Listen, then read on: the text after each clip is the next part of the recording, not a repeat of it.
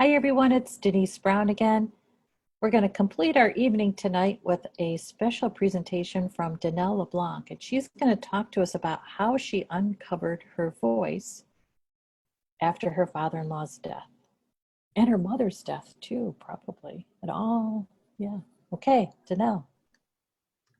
Thank you so much, Denise. Thank you, everyone, for being here today, whether it's live or via the recording. I am Dannelle LeBlanc, and I cared for my father-in-law with Parkinson's disease. And I'd just like to quickly give a shout out in the event my mother-in-law makes it on board. She did register, and so if you're here, Margaret, hi. I'm so glad you're here. This is just a really interesting time to speak to this topic of grief because there's so much grief in the world right now in so many different ways. And so what I'm finding, not only in the process of preparing for this presentation, but also listening to everyone else speak about their experiences of grief, that the information and the stories that we're receiving are not only helpful when you lose someone, but it's also helpful when you're grieving loss of our way of life, our way of life. And so it's wonderful to be here. I came to this community after having lost both my father-in-law and my mom. And when I went through the certified caregiving training program, what resonated for me was the Godspeed caregiver stage, which is after your caree has passed. And this idea that in this stage is where we find treasure. And so I was really thinking about this idea of treasure and what it's like to find treasure. It implies that it's something that's hidden, and it usually takes a lot of hard work to find the treasure because there's usually some kind of a trial or pain involved. You know, I think of like a scavenger hunt where you have to go through all of these obstacles in order to find the treasure. And so if that's true, then finding the treasure in our grief also means that we're excavating pain. We're excavating what has been difficult, and that the deeper we dig, the more we find. And as we speak, I'm going through this kind of wave of grief right now, just from the process of thinking about this topic and uncovering my voice and how it happened. And again, hearing your stories, both the stories that have come up in the chat room as well as from presenters. And so when I cared for my father-in-law with Parkinson's, one of the moments I treasure toward the end of his life was it was a pivotal day for me, and I didn't recognize it at the time, but it was a pivotal day that is connected to the courage I found to tell more about my caregiving story. And basically what happened, it was a moment that I stumbled onto, so it wasn't anything conscious. I was sitting with him in the community residence where he lived the last few months of his life, and he had recently gotten out of ICU because he'd had aspirating pneumonia, and I was sitting in front of him trying to get him to eat. And many of you guys may have heard me talk about before how much my father-in-law loved to eat. Okay, so speaking of ice cream, we were talking about ice cream right before the last session. I think it was ice cream that I was trying to feed him, which was one of his favorite things. And he was not eating the ice cream. And in that moment of sitting in front of him, I realized that he was going to die. That's when I realized, even though he had made it out of ICU, that he was going to, it didn't matter. He was going to die. And that I felt helpless, that there wasn't anything I could do to help him enjoy what he enjoyed. So I didn't know what to do. And I decided to ask him if he wanted to go for a walk. So I squeezed him. He was in his Jerry chair, one of those big chairs. So I squeezed him through the back door of the residence community home. And the home care aides were looking at me like I was crazy, because it was a very tight fit. And we had to go out and then go out past a gate, a locked gate. So I had them unlock the gate. The ground was unsteady. So I had him in his Jerry chair, and we're wheeling out back and out onto this path behind. And this was just like a regular residential neighborhood. And so wheeled him out in his Jerry chair out onto this path with grass on either side. And he had been very unresponsive. And so I just, was just wanting to do something, find something that I thought he would enjoy. And so as we were walking along, I decided that I was going to start singing. So I sang this song by Ella Fitzgerald. It was one that we listened to frequently. He loved music. He used to do ballroom dancing. And so I'm pushing him in this Jerry chair, and I'm singing pretty much at the top of my lungs, Ella Fitzgerald. And he raised his hand and started swinging his hand along in time to me singing. And when we first went out, I felt it was like this combination of feeling ridiculous and feeling like it was a magical moment. And I had some reservations because I knew that we looked a little crazy, the two of us. But I decided that I did not care. And on top of that was, after my mom passed, and she passed suddenly, and I didn't have any opportunity to say goodbye to her or have any special moment. It was also about realizing the importance of seizing that moment, in spite of what I thought it might look like for anyone else, any judgment that anyone else might have about this Black girl wielding this old white man in a Jerry chair behind the neighborhood. And so I'm so glad that I did that, because it gave me a peace after he did pass away that I'm not sure I would have had.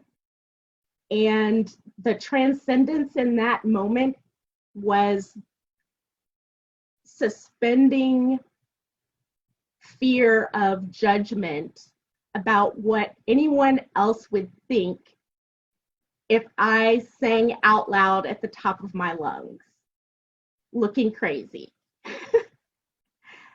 And I'd like to ask you guys if and how judgment from others has impacted your caregiving experience.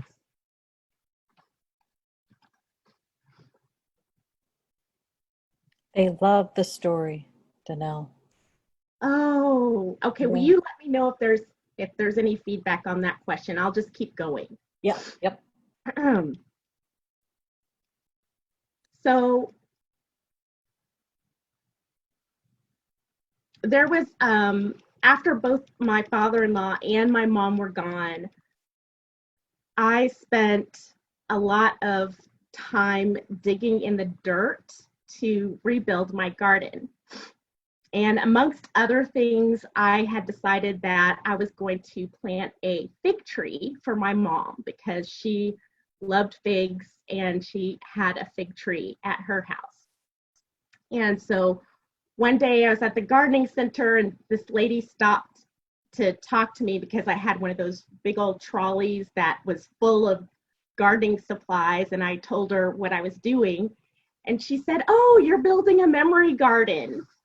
And at the time, I didn't know that there was such a thing as a memory garden, that it was an official thing, but apparently it is, y'all.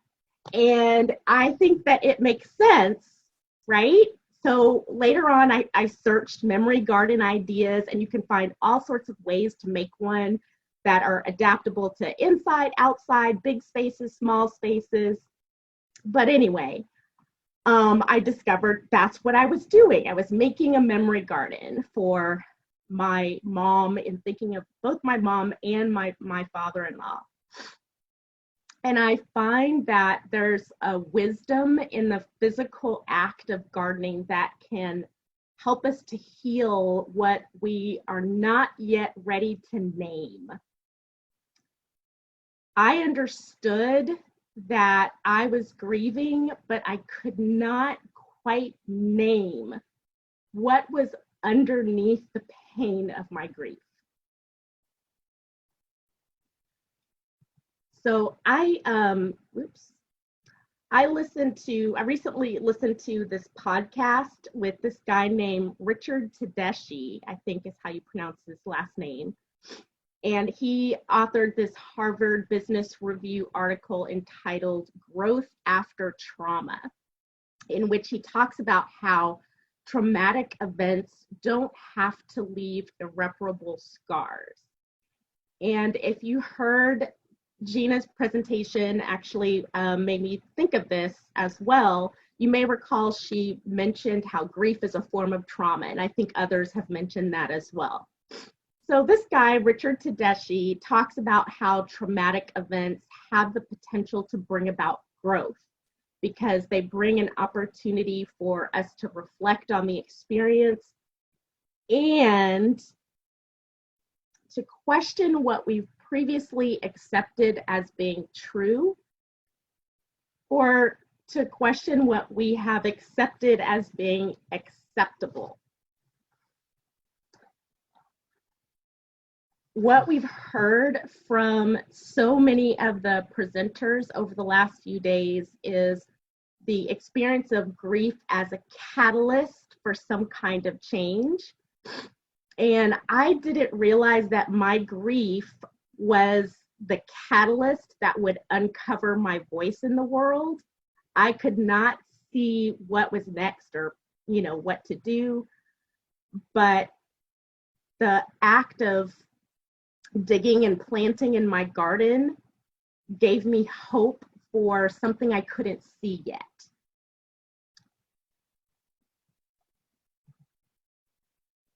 One of the realizations I think we all have here is that we are not alone in our experience of grief. And I'm so appreciative that in this environment, we are allowed to share without segregating the painful or uncomfortable parts of our stories, because we never know how much it can help someone else in a way that we might not have thought of. So, for example, when I listen to Amanda and Teresa and Gina and others speak about the difficult relationship that they had with a parent or with their parents, I gained, maybe that's part of where this wave of grief is coming from that I'm going through right now. But them talking about those relationships, because it was so helpful, because I have an estranged relationship with my dad. And I gained some perspective that I hadn't thought of because they were willing to share what was painful about their relationships and their caregiving experience. So for those of you who don't know, I think pretty much everyone who's present knows, but my father-in-law was white. And so that, just to give you some context for moving forward, as I've talked to other Black caregivers about it, about their caregiving experience, what's striking to me is that not a single one of them so far has felt like they could talk about their experiences that are specific to being a Black person out loud or in some type of caregiving community forum until over the last few months. And I know that for me personally, I compartmentalized how much I dealt with. And so when Denise asked me about this last year, she was the first and only person to ask me that question. And you guys, it was a question I had not asked myself. I had not asked myself that question. So for many caregivers of color, we've been taught that caregiving is our role. It's our responsibility, regardless of circumstances, boundaries, or ability. And it's not necessarily a choice that we have. So this is kind of like the cultural landscape. And I've thought about why a lot of times I hesitated to put some of the stuff that I was doing in the caregiving world on my Facebook page, because I was concerned and embarrassed that some of my relatives who I'm friends with on Facebook would wonder why in the world I was making a thing out of caregiving, because it's something that is expected in Black families. And it's just like, what are you talking about? Caregiving? Caregiving experience? What are you talking about? And so, so what that means is that we end up a lot of times separated from the support that we need, and without the recognition of the impact it has on us as a caregiver. So historically speaking, Black people have cared for our own families as a matter of course, because there was no healthcare system for us. And so, you know, due to that lack of trust, a lot of times caregiving in families is an expectation rather than a choice. So not only have we historically cared for our own families, but we've also cared for other people's families, whether it was willingly or not. And if we think about how home care and personal aides are treated, and the majority of them being people of color, and how that influences why our society has undervalued the role of caregiving for so long. So all of this, there's all this overwhelming messaging that it's not okay to talk about our painful experiences out loud. And I felt that it's not okay for me to talk about this, that this was something I needed to segregate away from everybody else's caregiving story, because of the risk of the story being labeled as pulling the race card, or being shamed into being silent. And so my weariness from judgment as a caregiver for John Sr. was a big part of why I hesitated to share more of my story with the caregiving community, because I experienced it out in the world all the time.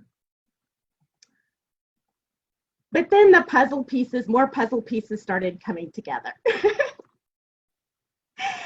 And one of the puzzle pieces that led me to frankly not give a damn about anybody wanting me to leave out parts of my story that were most impactful for me was when I discovered that my mom had written about her experiences caring for my grandma. She had all of these, so I was responsible for most of the logistics after she passed away, and she left my sisters and I dozens and dozens of journals, and they had all of these just great little snippets of stories. A lot of them she called brief encounters, where she would just write about like just meeting random people all over the place in the grocery store. And it was so funny because she would always describe them. So she'd like say, the young white man with a tattoo who was so nice to me and got the box of blah, blah, blah down from me at the Sprouts shopping center. But then I found this one book that had a lot of stories about what it was like for her caring for my grandmother. And to my knowledge, she had never said it out loud to us. I know she didn't say the stories that I was reading, I had not heard her share with me before. So I'm fairly sure that my sisters hadn't talked to them either, because we're very close and we, talk all the time. So it happened that one of the ways I got to internally, that I got to a place of the untold parts of my own story, was by reading my mom's untold stories. And her untold stories helped to fuel my decision to help other family caregivers in speaking to this topic. She's part of my voice. My mom is part of my voice. And in sharing my story, I'm sharing her voice. Another piece has been further unpacking the experiences I had as John Sr.'s caregivers. Many of you have heard me share some of the specific things that have happened, and I'm not going to enumerate on them all today, but I'll share this. One of the, this is just a very curious experience, but one of the universal lifetime experiences for me and for so many others is having your very presence be judged.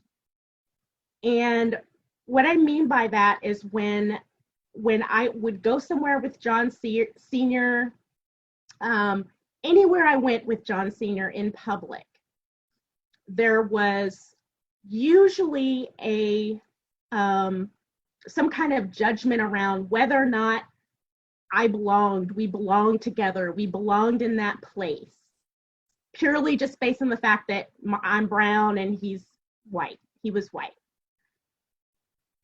And one of the most common forms of this type of microaggression that I experienced when John Sr. and I were out is something I call the squinty eye. And I've described it to my husband, like it's like being in a fishbowl where people peer at you with squinty eyes to try to see what kind of fish you are. And what's interesting to me about this behavior, which I've observed over my lifetime, is that when people give the squinty eye to try to sort out what kind of person I am, it never occurs to them that I can see them too.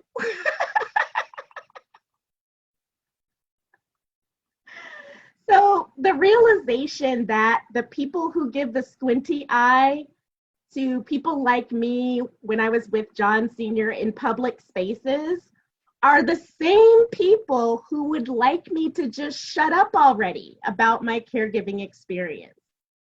And frankly, that pisses me off. No one gets to decide whose stories matter and whose don't. Obviously, another terribly tragic puzzle piece that gave me courage was the murder of George Floyd. I thought, my God, that man was calling out for his mom as he lay dying. How can I allow fear of what others may say or think about me keep me from sharing the rest of my story? And most directly impacting the work I'm doing now, listening to the experiences of other family caregivers has been a game-changing piece that has given me certainty that my voice and this healing process cannot happen in the dark. It can't happen in the dark. So as it turns out, by sharing my story and talking about what I don't really want to talk about, I learned that all these other family caregivers are now talking about their experiences and the impact on the additional stress, the ability to access quality care, find support, assumptions about the value and quality of our caree's life, assumptions about our expertise or abilities as family caregivers. You guys, many of you guys know Beverly Nance. She's one of our fellow CCCs, and she shared this story about getting a diagnosis for her daughter who has autism. And in spite of her doing everything she could, she didn't get a diagnosis until her daughter was 4. And she ended up having to go out of network to find a doctor who was willing to provide standard of care for her daughter. And in fact, she later found out that a coworker's child was seeing the same doctor for the same diagnosis, but her white coworker received all kinds of treatment options and resources from the same doctor that he never gave to Beverly. And as she said, it was like the doctor was holding the key to her daughter's care, but he refused to unlock the door. And when I think about how we deal with guilt as family caregivers, there's this additional what if there's something I didn't know to do or not do because of situations like that. And when we hear stories like that, when we share our own stories and when we hear other stories like that, it's really hard not to be angry. And frankly, I am angry. That has been a part of the process that got me to where I am. I am angry that so much of my own experience caring for my father-in-law was more difficult because we are an interracial family. And at the same time, that difficulty and pain that we've all experienced in our caregiving experience is what has helped us to grow. And it has helped me to grow in a way that I would not have grown otherwise. So I've chosen, and we can all choose, to harness our grief in a way that is hopefully helpful for all of us to have greater compassion for one another. Final puzzle piece is that I'm almost 50 years old, y'all. And I think the longer you live, you kind of reach some point of critical mass. And between that and, the experience of caregiving and the experience of losing someone, something just snaps, something just clicks. And you just decide, you know what? I got one life to live, and I want it to be an authentic life. I want it to make a difference. I want it to help somebody else. I want my pain to have some kind of purpose, right? So what I understand is that if I don't want to limit my ability to help others, if we don't want to limit our ability to help others, it's necessary, as Shirley Riga says, to feel the fear and do it anyway. I saw a quote on Twitter the other day that said, "At last you'll know with surpassing certainty that only one thing is more frightening than speaking your truth, and that is not speaking." And the person who wrote that is Audre Lorde, I believe is the pronunciation. So what if we, as family caregivers, never told our stories, never shared that we need support, never received validation around how difficult an experience it is? And so my question for you guys is, and it can be actual or rhetorical, is what's the part of your story that's been kept silent?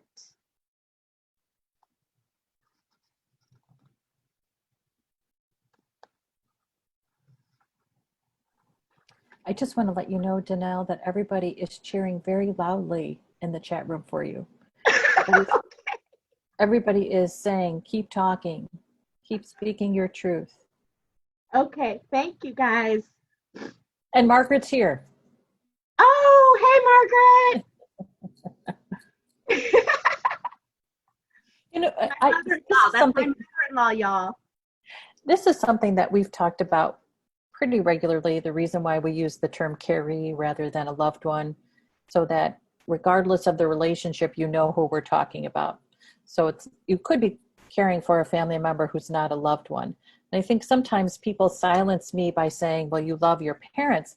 And what I say in return is I love myself. I care for my parents because I love myself. It's what gives me peace of mind. So sometimes there's an assumption around the relationships, which is a little bit of a different take than what you've experienced. But these assumptions that people make about who we are and why we do what we do and what it means to us sometimes keeps us quiet because we think, oh gosh, that's another thing I gotta correct. And Yes. You just get tired of correcting. Yes, absolutely. Absolutely.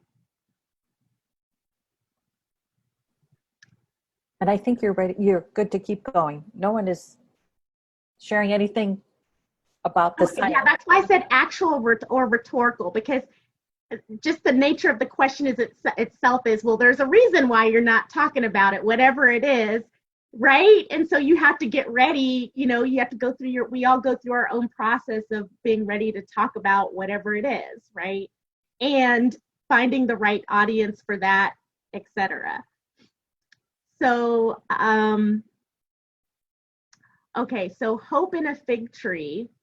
So when I planted this little fig tree in the picture, so this is my garden that I built with my own two hands on the side of my house.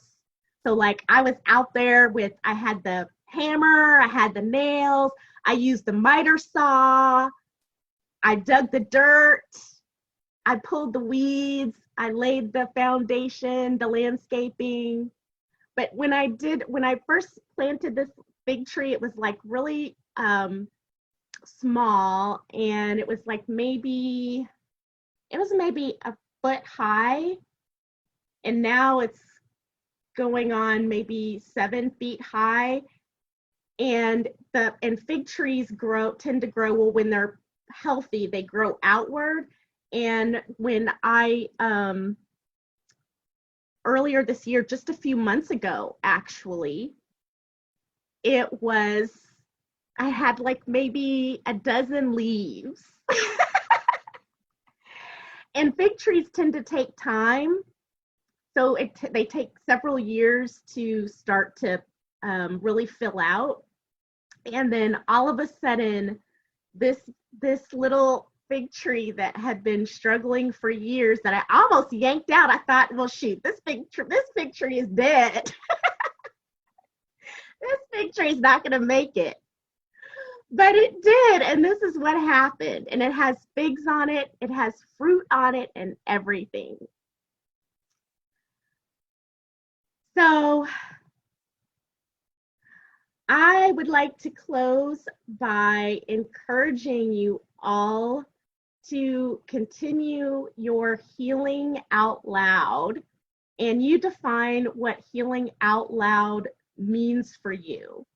For me, it means talking about the uncomfortable parts of my story because it just feels right. The timing is right. This intersection that we're in of the focus on caregiving and the need for support and the focus on the racism in our society, all of these wounds that need to be healed. And so I'm doing that by sharing my story and by connecting with as many different kinds of people as I possibly can, because that's who I am. I don't need to, it's important for me to hear stories that are different from mine.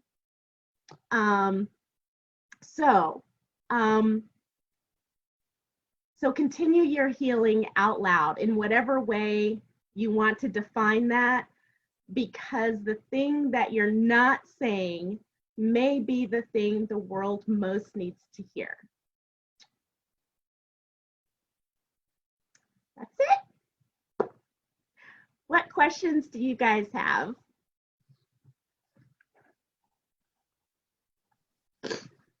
So we do have a question from Leslie, and she has really been enjoying your presentation. And so she asks, do you have greater hope to close inequities with the events of the past few months?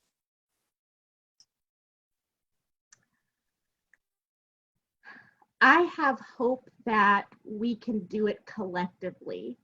It's so entrenched in our everyday lives that it's something that will take all of us in whatever that looks like, because sometimes it can be something like just a prayer, it could be a prayer.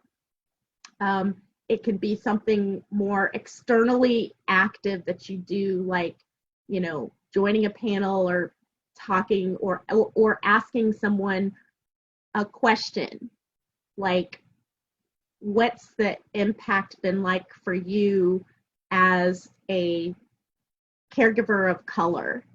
It could be a private conversation. So it feels like the ground is ripe for that to happen. So I am hopeful. I am hopeful, and I choose to be hopeful because the alternative is to stay stuck in the anger. And I don't want to stay there. I get angry. I can be angry. I can feel anger, but I don't want to stay stuck there because that doesn't fix the problem either. Thank you for asking that question. I have a question for you, and it's actually a version of the question that Joan asked to our grieving panelist, which is, her question was, how has grief impacted your relationships? And I wonder, how has your growth over these past few months impacted your relationships, both personally and professionally? It's been really clarifying,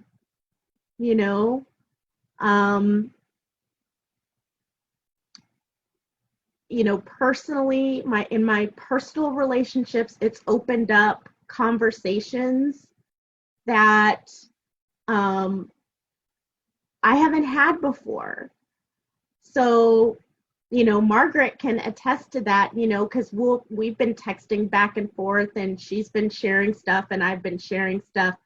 and delving deeper, because it's something we've talked about within the family before, but not on this level.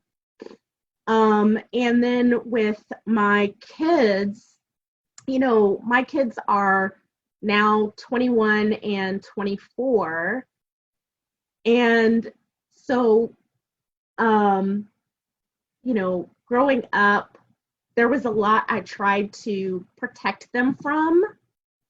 And before, the urgency didn't seem like, I tried to educate them about experiences and history that unfortunately are not taught in our public schools. But it wasn't something that I really emphasized as much as I probably, if I had to do it over again, I would spend more time. And so we've had some conversations within our family, and for me with my kids, with them being mixed, and some of the interactions that they had. It came up recently that one time when my kids were, my husband had taken them to see a relative on his side of the family, and one of the relatives had taken him into a room where he had memorabilia, and there were antique Confederate flags and Confederate soldiers on the wall. And in the context of like a private historical space, you know what I mean? I'm like, okay. But the explanation was that that slavery was about states' rights and not about, or the Civil War was about states' rights and not about slavery, which is bullshit. So just, anyone who actually reads the historical documents where it's like mentioned dozens and dozens of times, it's about slavery. But those types of interactions that happen within an interracial family where you have generations and is related to, especially when a caregiving situation where, I was really close with my father-in-law. And knowing that we had completely different political views, but, we weren't, that was not the core part of our relationship. So anyway, I think that's a longer answer. Yeah, so personally, and then, professionally, where, it's just, I can be more of myself professionally. And so use more of my skills and my knowledge and my understanding and a hard-earned wisdom that I have, hard come by, like hard-headed, that kind of wisdom. And so anyway, so yes. Okay. When you were with your father-in-law behind the facility, you were singing an Ella Fitzgerald song. Yes. And that inspired you to think that you have a voice today. You have a song to sing today. What's the title of the song that you're singing today? Gosh. Oh, Denise, what's the title of the song I'm singing today? Oh, golly.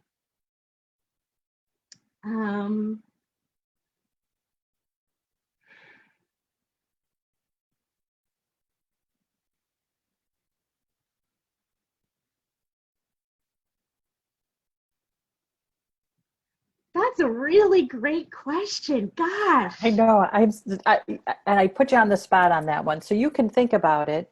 Yeah. And then follow up with me and let us know what it is. Okay. I'll let you know what it is. And where do you want to be with what you grow in a year?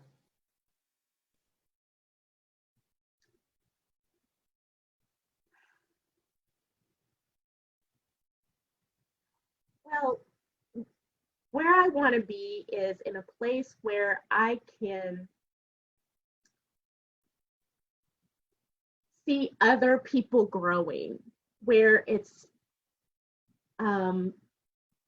something that is rippling and healing for more people. I want to be in a place of witnessing that happen. Okay, I think this is going to be the last question. I think it's very interesting that you almost gave up on the fig tree.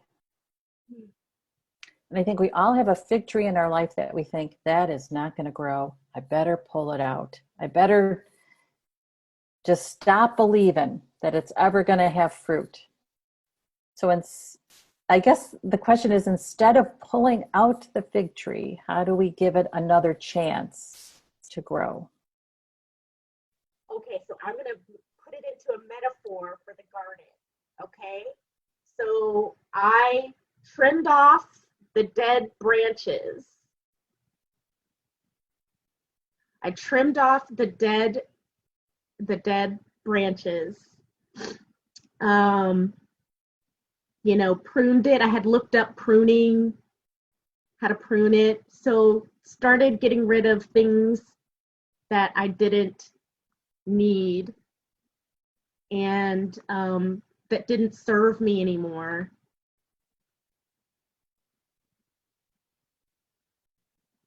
Yeah. So you kept the tree, but you decided, I need to see what's not working for the tree. Let's just see what happens. Let's get rid of the dead weight.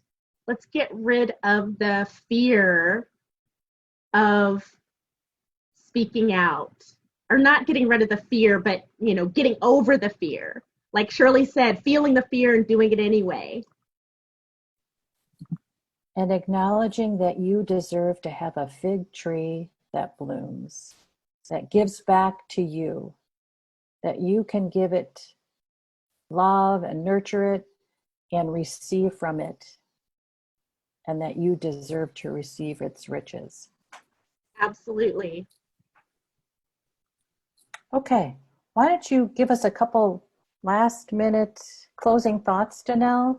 We've got just about 3 minutes left. Oh, last minute closing thoughts.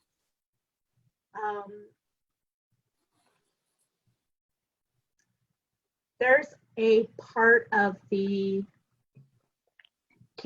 certified caregiving training program that really resonates for me and relates to this experience, which is denial, that being in denial of pain. And we'd actually had a conversation around this, Denise, where when there's a wound of some sort, and it's painful, but you just keep covering it up, then eventually the wound will begin to fester. And so we see that happening right now in our world in so many different ways. We have all of these wounds that, we have such love and reverence for the history and the accomplishments and the intent of our country, but we've ignored so many different wounds. We've ignored that, the measure of who we are as a people is how we care for the most vulnerable, for the people that we care for as family caregivers, whether it's a loving relationship or not. We do our best to make sure that they're okay. So things like that, societal racism, whatever. There's a lot, whatever that is. And so these wounds have started to festering. And so this is an opportunity for us to heal those wounds, to bring those wounds to the light, and to say, okay, this exists. Let's figure out how to heal it. And so we're going to talk about it. And we're going to talk about it together, all of us together. Okay, that's awesome. And that's what we did. Thank you so much, Dannelle. That was wonderful. Thank you. And thank you all so much for being here tonight. It was great to spend our last evening with you. Tomorrow we just have 2 sessions and then we complete our retreat, but we'll stay in touch because I think it's important for us to keep in touch. Okay, everybody, have a good evening. Thanks very much. Bye-bye. Bye.